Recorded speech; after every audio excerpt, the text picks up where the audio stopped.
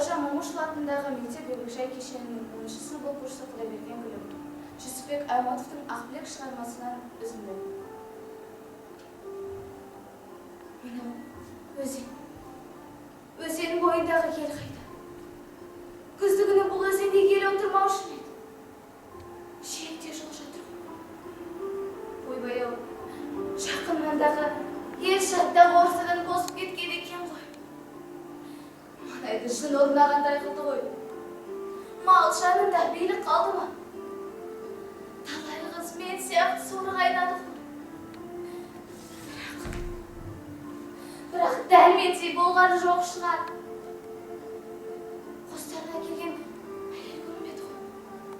Әлде өлтіріп тастап жүрді ме? Шіркін адамды аямайды екен ау.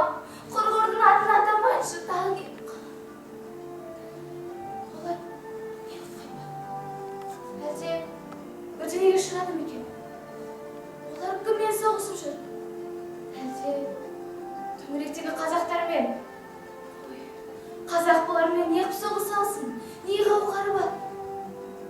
Әлде қазақ біткені қырып тастап, малдарын, қыз-келіншектерін тартып алғалы жүр ме? Онда бәрі бірдеңеге кетті. 5-6 барса да мылтықтармен бір тайпа етіп жасатпай ма? Өздері қорыққан кісіше асығып-үсігіп алдарына қарамады ғой.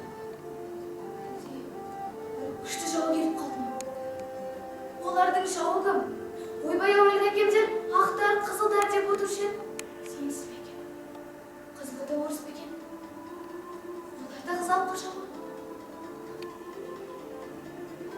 Орыс болса, қара мұртты аяқ болар. Бірақ ол да мені өлтіріп кетем деді ғой.